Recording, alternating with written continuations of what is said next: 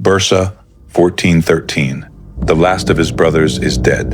The civil war that tore the Ottoman Empire apart for 11 years is finally over, and the man who survived it is now standing at the edge of the most powerful throne in the Eastern world. His name is Mehmed I. He is 31 years old. He has watched his brothers hunt each other to the death. He has survived ambushes, betrayals, and winters in eastern Anatolia that killed better soldiers than him. He has done things in those 11 years that he would never speak about publicly, that the court historians would record in careful, softened language, and that the men who fought with him would understand without needing the records at all. And now, 200 miles to the west, sits Constantinople, the most famous city in the world, the city that every Ottoman sultan before him had either besieged, encircled, or spent years dreaming about taking. The city his own grandfather Murad I had slowly strangled with a ring of territory before the Mongol interruption pulled everything apart. The city that right now, in this exact moment, is essentially defenseless. The Byzantine Empire holds fewer than 50,000 people inside its walls. Its emperor has spent years traveling the courts of Europe, begging Christian kings for soldiers that never came. The walls are still there, massive and legendary, the same layered stone fortifications that had turned back 30 armies over 1,000 years. But behind those walls, the empire is a memory of itself. A handful of administrators running a city that used to run a civilization. Empty streets between ancient monuments. Neighborhoods that had once held entire populations, now quiet enough to hear the wind move through them. Mehmed I had the army. He had the momentum. He had just spent 11 years fighting 3 of his own brothers and outlasting every one of them. He had done it on less money, less territory, and less support than any of them started with. He could have marched to those walls in a single campaign and finished what every Ottoman sultan before him had tried to start. He didn't.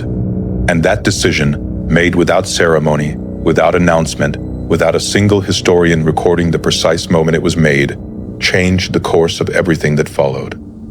Not just for Constantinople, not just for Byzantium, for the Ottoman Empire, for Europe, for a grandson who would not be born for another 19 years and who would grow up studying those walls the way other children studied the stars. Here is what almost nobody tells you about the fall of Constantinople in 1453. The man who made it possible was not Mehmed II. It was his father, and his father chose not to attack. To understand how a man with every resource and every justification chose to hold back, you need to understand what built him into someone capable of that restraint in the first place. Edirne, 1402. The Ottoman Empire has just been opened like a wound. Timur, the Turco-Mongol conqueror from Samarkand, who had already dissolved armies, cities, and dynasties across Central Asia, defeated Sultan Bayezid I at the Battle of Ankara.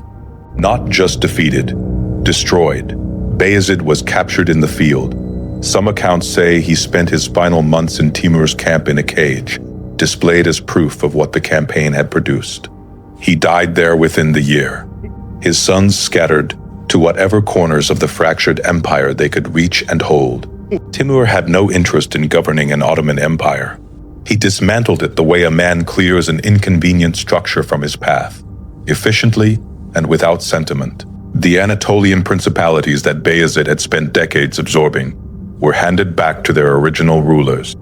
The most capable Ottoman military force the region had seen in a generation was broken apart and distributed across a landscape that was suddenly ungoverned and contested. And Bayezid had left behind 4 sons: Suleiman, Issa, Musa, Mehmed. None of them were interested in dividing anything. The Ottoman succession carried no laws of primogeniture, no clean line from father to eldest surviving son. It carried an unspoken rule that every prince understood from childhood. When the sultan dies, the sons fight, and the last one standing takes the throne. All the others die. This was not metaphor. This was mechanics. Suleiman held Edirne and the European territories. He was the eldest, cultured, comfortable with the rhythms of courtly politics, accustomed to being treated as the obvious heir.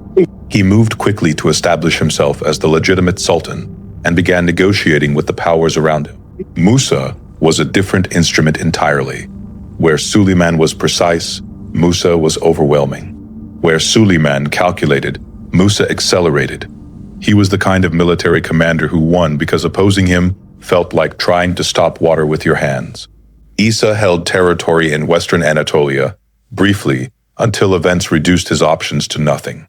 Mehmed held Amasya, the eastern provinces, a base that offered no glory, no wealth, and no safety for a single hour he spent inside it. His position, viewed from outside, looked like the weakest one on the board. Imagine you are Mehmed in 1403. Your father is dead in a Mongol camp. Your brothers are each assembling armies specifically designed to find and kill you. The empire your family spent 3 generations building has been handed back to the men it conquered, and somewhere to the west, the Byzantine Emperor Manuel II Paleologos is watching all of it with the specific, focused attention of a man who has unexpectedly been handed a set of tools he knows exactly how to use. Because Manuel II understood something in those early months of the Ottoman Civil War that none of Bayezid's sons were thinking clearly enough to see. The chaos was not just a crisis for the Ottomans. It was the most significant opportunity Byzantium had seen in 50 years. Manuel II had spent his entire reign watching the Ottoman perimeter tighten around his city. He had traveled personally to the courts of France, England, and Hungary. He had sat in foreign throne rooms and made his case with the quiet, measured desperation of a man who knows his city is dying and cannot make anyone else understand the pace of it. He came back with sympathy, promises, and no armies. He was not someone who expected rescue anymore. He was someone who had stopped waiting for it. What he began doing in the years after Ankara was using the only currency Byzantium still had, its position, its location between the competing brothers, its walls, which remained useful not as a fortress, but as a neutral address. He offered Suleiman access to Byzantine-controlled territory when Suleiman needed room to maneuver in the European provinces. He allowed the movement of Ottoman forces through his lands when it served his purposes. He signed agreements with whoever was willing to sign them, collected political obligations, and positioned Constantinople as the one stable point in a region that had no other stable points. He was not helping any of them out of goodwill. He was buying years. Every year the brothers spent killing each other was another year the walls of Constantinople remained untested. The strategy held. Manuel granted Suleiman access to Byzantine territory when Suleiman needed room to maneuver in the European provinces. He signed agreements with all of them when it served his purposes, collecting political obligations the way a careful man keeps debt records. Every year of the Civil War was another year the walls remained untested. Every year Bayezid's sons spent killing each other was a year Constantinople remained Byzantine. Manuel understood something about the 3 brothers that they did not fully understand about themselves. Suleiman was manageable, Musa was dangerous, and Mehmed, the quiet eastern contender who looked least likely to survive, was actually the one who most resembled a ruler Byzantium could negotiate with for the long term. The strategy held until it didn't need to. Suleiman, who had received the most concrete Byzantine backing, was the first to fall. Musa caught him in 1411, and the eldest brother's courtly certainty proved no protection at all. And then Musa made the error that ended him. He besieged Constantinople directly. His intensity, which had made him unstoppable in battle, made him impossible to govern alongside. He alienated the Balkan lords who had stayed neutral. He pushed away the regional powers whose cooperation any Ottoman ruler needed to hold the European territories together. Mehmed had spent those same years doing the opposite. Where Musa pushed, Mehmed cultivated. Where Musa demanded, Mehmed negotiated. He was building relationships with the same Balkan lords Musa was driving away, positioning himself as the candidate those regional powers would actually choose. He corresponded with Byzantine officials directly, carefully, patiently, and precisely about what he offered and what he asked for. He understood something essential. Allies are retained differently than subjects are ruled. In 1413, Mehmed moved west. The 2 Ottoman armies met at Camelu in Bulgaria. 2 brothers who had been hunting each other for years finally in the same field at the same time. Musa fell at Camelu. The civil war that had destroyed the Ottoman Empire for 11 years was finished. For the first time in his adult life, Mehmed had no rivals. The Ottoman Empire had one sultan. He was 31 years old, he had an army at his back, and 200 miles to the west sat Constantinople. With the throne confirmed and the military consolidated under one command for the first time in a decade, Mehmed surveyed what lay before him from the position of a man who could now, finally, choose what came next. His commanders could see it clearly. They had lived through the siege attempts. They had watched Manuel II age. They knew the city's garrison numbers. They knew the population had been shrinking for 50 years. The legendary walls that had held back 30 armies were defended by barely enough soldiers to hold them for a few weeks against a serious assault. This was the moment, and the commanders knew it. The commanders wanted to finish it. They had every reason to believe this was the moment. The army was here, the city was vulnerable. The emperor was old. Every condition that would never again align so cleanly was aligned right now. Mehmed told them no. He sent envoys to Constantinople instead. Manuel responded. They communicated with the careful precision of two men who understood each other's constraints without needing to speak them. The result was a peace treaty. Borders confirmed.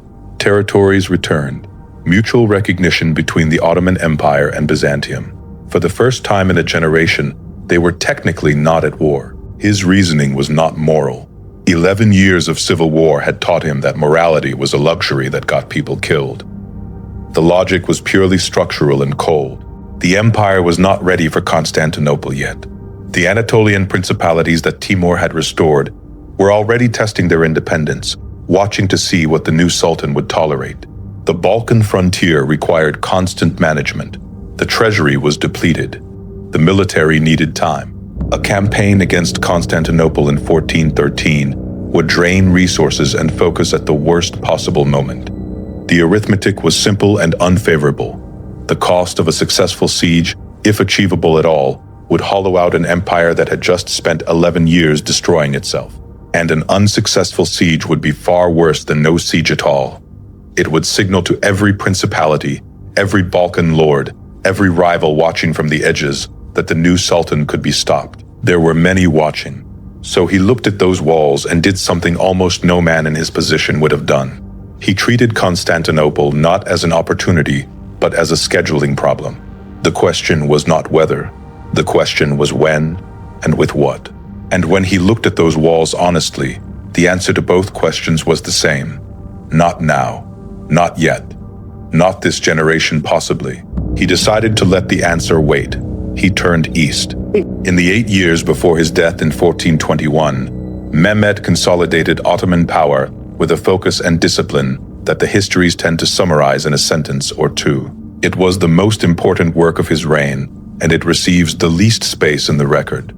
He reabsorbed the Anatolian principalities one by one through a calculated combination of military force and political negotiation, absorbing each back into the Ottoman structure, without triggering the unified resistance that a purely aggressive approach would have produced. He rebuilt the central administration, reformed the structures that sustained the Ottoman treasury, made the government of the empire a functioning instrument again, rather than a collection of personal loyalties held together by one man's survival. He reconstructed the military from the wreckage of Ankara into something that would eventually alarm Venice, Persia, and every power between them. Throughout all of this, he maintained the peace with Constantinople. No campaigns, no provocations, no reaching for what sat 200 miles to the west. Manuel II outlasted him, dying in 1425, 4 years after Mehmed. Manuel II died in 1425, having kept his city alive through the most sustained Ottoman pressure it had ever faced. He never knew what the peace he'd negotiated would ultimately enable. Murad II, Mehmed's son, inherited the rebuilt empire and pressed harder. He besieged Constantinople in 1422. The walls held. He withdrew. Murad understood, as his father had, that the current generation still lacked the specific instrument the problem required. Mehmed II, born in 1432, grew up with absolute clarity about what the problem was. He studied Greek so he could read Byzantine histories in the original language. He memorized the Theodosian walls from maps and accounts the way another child might memorize a mathematical proof. He commissioned a Hungarian engineer to design a cannon specifically built to breach stone fortifications that no previous weapon had been able to crack. He didn't inherit a dream. He inherited a 3-generation engineering project, and he was the generation chosen to finish it. The fall of Constantinople is the story history tells. The 21-year-old conqueror, the legendary walls, the fleet dragged over a hill on greased logs, in a single night, the prophecy fulfilled. But the story that made all of that possible begins 40 years earlier and 1 generation back. The fleet dragged over a hill. 72 ships hauled across land on wooden rollers through a single night, bypassing the chain that blocked the Golden Horn, appearing inside the harbor at dawn where no fleet had any right to be. But what gets lost is the man who built the conditions for all of it, by choosing, at the moment when it was most obviously his to take, to wait instead. Mehmed I was not gentle. He killed his last surviving brother on that battlefield and made certain the job was finished. He crushed the bedridden uprising with the efficiency of a man who had learned that unresolved internal threats compound rather than diminish. But he understood timing the way a craftsman understands wood grain. You don't force the cut before the material is ready. You don't waste the edge on a surface that won't hold the shape. You read what's in front of you. You prepare the conditions. And when the moment and the readiness finally converge, you move. In 1413, they did not converge. He saw that with precision and held his ground. In 1413, the conditions didn't align. The military was there. The opportunity was visible. But the full weight of what a failed siege would cost and how close to failed a successful one might be was also visible, if you were honest with yourself. Mehmed I was honest with himself. He was 31 years old, and he had just won a war that had consumed his entire adult life. He had every reason to take the next step. The momentum was there, the narrative logic was there. The emotional weight of 11 years of survival demanded a culmination. He declined the demand. This was not mercy. Let that be clear. Mehmed I was not a merciful sultan by any standard the word is normally used. He killed the people he needed to kill, and he did it efficiently, and he did not apologize for it. What he exercised at Constantinople was not mercy, it was discipline. The two things look identical from outside and are completely different on the inside. His commanders celebrated. His soldiers celebrated. They had won. 11 years of civil war were over. The Ottoman Empire had one sultan. The celebration was legitimate and earned. Mehmed stood in the middle of it and was already somewhere else in his thinking. He died in 1421, 8 years after the decision he made at Constantinople. He had rebuilt the empire from its Ankara wreckage. He had stabilized the Balkans. He had reintegrated Anatolia. He had maintained the peace. He had handed his son an empire that was functional rather than fractured. That was the inheritance. That was what he gave the next generation to work with. Murad II understood what his father had understood. When his 1422 siege of Constantinople failed to break through, he withdrew. He did not throw everything at the walls until the army broke. He pulled back, assessed, and began the patient reconstruction of what a successful assault would actually require. He had inherited the patience along with the empire. When Mehmed II finally entered Constantinople in May 1453, one of the first things he did was dismount. He knelt at the Hagia Sophia and pressed his turban into the soil. Several of his commanders didn't understand the gesture. They had just taken the most famous city in the world. What was there to be humble about? What they didn't know, what Mehmed II perhaps felt in that gesture without being able to articulate it fully, was that the man most responsible for this moment had never stood inside those walls, had never seen this view from the inside, had chosen, with full knowledge of what he was choosing to forego, to build something larger than himself and smaller than his name would eventually become. He saw what he had, and he saw what he lacked, and he was honest about the difference. That honesty, the willingness to be accurate about your actual situation, rather than the situation you wish you were in, is one of the rarest things that exists in any period of history, and it is almost entirely absent in accounts of people with armies and crowns. The Ottoman flags rose over Constantinople in the dawn of May 29th, 1453. The walls that had held for 1100 years had finally been breached. The prophecy that had been circulating for generations had found its moment, and the instrument that finally cracked them was a cannon that hadn't existed 40 years earlier, operated by an empire that wouldn't have existed either if one decision had gone differently in 1413. Mehmed I spent his reign in the shadow of a decision history has mostly forgotten. His grandson stepped into the light of the moment his grandfather's restraint had made possible. This is how generational projects work. The person who does the visible thing gets the statue. The person who built the conditions gets a footnote. Mehmed II is remembered as one of the great conquerors in history. Fatih, the conqueror, the man who fulfilled the prophecy. And he deserves every part of that. He was extraordinary. He was also the product of a project that began with a man who understood that the most important thing he could do in 1413 was nothing at all. He walked into the Hagia Sophia alone. He stopped at the threshold and bent down and pressed his forehead and his turban to the floor. His commanders waited outside. For a few minutes, in the silence of the greatest building in the Christian world, the man who had just completed a 3-generation project was alone with what that meant. Mehmed I is buried in Bursa. His tomb is not the most visited monument in Turkey.